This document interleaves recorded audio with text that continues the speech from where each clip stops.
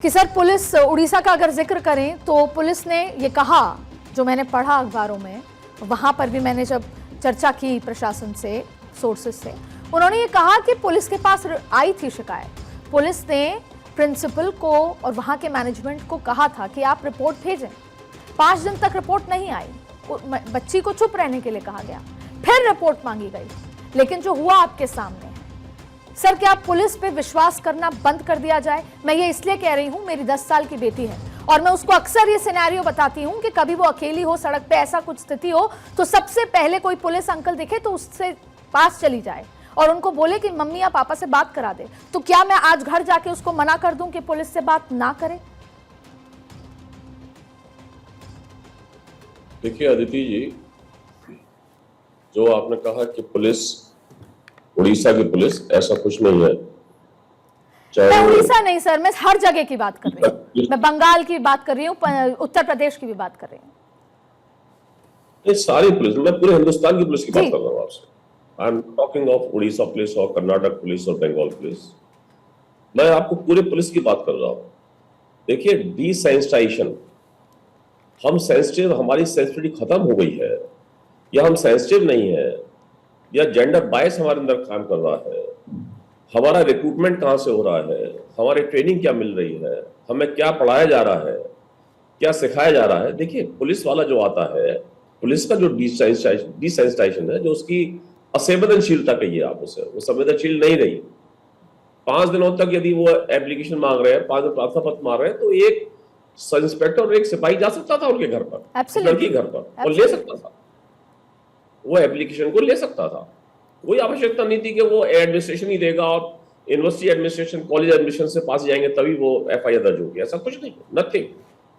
CrPC, IPC, सारे laws change हो चुके हैं, अब कोई ऐसी जरूरत नहीं है। ठीक है, अब वो लड़की घूम रही है, लड़की धरने पर बैठी हुई है, सोचिए आप, ये पराकाष्ठा है, ये हाइट है, हाइट ऑफ इनसेंसिटिविटी है कि ना तो कॉलेज एडमिनिस्ट्रेशन इनसेंसिटिव है, ना यूनिवर्सिटी एडमिनिस्ट्रेशन सेंसिटिव है, ना पुलिस सेंसिटिव है। अब रही बात पॉलिटिक्स की, तो मैं बता दूं आपको, ये एक सोशल प्रॉब्लम है। इस सोशल प्रॉब्लम में पॉलिटिक्स कुछ नहीं करेगी। इस सोशल प्रॉब्लम में पॉलिटिक्स का कोई लेना देना नहीं है, कोई लेना देना नहीं है पॉलिटिक्स का। लड़कियां यदि असुरक्षित है तो इसका कोई लेना देना नहीं है पॉलिटिक्स से। इसका, ये लड़कियां सड़क पर नहीं घूम सकती, इसका कोई लेना देना नहीं है। इसका लेना देना है सोसाइटी से, इसका लेना देना उन इंस्टीट्यूशन से जो सोसाइटी के हैं, जो पुलिस है, एडमिनिस्ट्रेशन है, यूनिवर्सिटी एडमिनिस्ट्रेशन है, कॉलेज एडमिनिस्ट्रेशन है। लड़की कॉलेज पढ़ने जा रही है, बस में जा रही है, रेल में, ट्रेन में सफर कर रही है, तो इसके लिए जिम्मेवार वो लोग हैं जो इंटरेक्ट कर रहे हैं उस बच्ची के इस यात्रा में, इस बच्ची की महेश सर, मुझे लगता है कि इसका, आपने कहा कि पॉलिटिकल इन्फ्लुएंस, तो हम बाद में बात करेंगे, क्योंकि हम पश्चिम बंगाल की बात करते हैं तो वो लड़का पॉलिटिकली इन्फ्लुएंस था, शायद डर नहीं था। पर आपकी बात सही है कि ये सोसाइटल, एक सोशल इशू है कि उस लड़के को, जो हम घर में बच्चे बड़े होते हैं, उस लड़के को ये समझाया जाए कि महिलाओं को कैसे ट्रीट किया है। ये एक वास्ट इशू है। बट सर, इमीडिएटली, आप ये कहें, हर 15 मिनट में इस देश में एक रेप हो रहा है, ये डेटा कह रहा है, कि मेरे पास डेटा है, हर 15 मिनट में एक रेप हो रहा है। तो सर, हम सोसाइटी को कैसे समझाएं?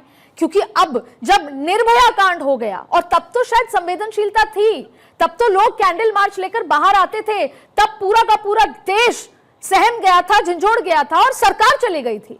लेकिन अब क्या निर्भया के बाद हम यूज्ड टू हो गए? वो सीसीटीवी कैमरा, वो तमाम चीजें, ये सब, मतलब हम इतने असंवेदनशील पूरा समाज कैसे हो गया? और इसके आगे करेंगे क्या सर हम? महिलाएं तो जाएंगी पढ़ने, कॉलेज जाएंगी, ऑफिस जाएंगी, सड़क पे जाएंगी, ट्रैफिक में होंगी, रात को 2 बजे भी घर लौटेंगी।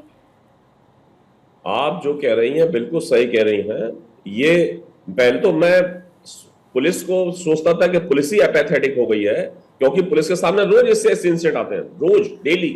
तो सुनते सुनते, कार्रवाई करते करते इंसिडेंट डेवलप हो रही है। They are not pathetic, they have become apathetic to the problems. अब तो सोसाइटी का भी जो आपने कहा है, वो तो जो आपका कहना बिल्कुल सही है कि अब तो सोसाइटी, निर्भया कांड हुआ, निर्भया कांड के बाद एक नेशन वाइड मूवमेंट चला। उस नेशन वाइड मूवमेंट में ये हुआ कि लॉज में एक जबरदस्त चेंज आया, चाहे आईपीसी हो, आईपीसी के रेप लॉज में और भी कई अमेंडमेंट्स हुए, जिससे कि उनको ड्रैकोनियन एक वो दे दिया गया। उनका मतलब जो इफेक्ट था, it was so draconian, it is so draconian. आज भी है वो कानून, आज भी है वो।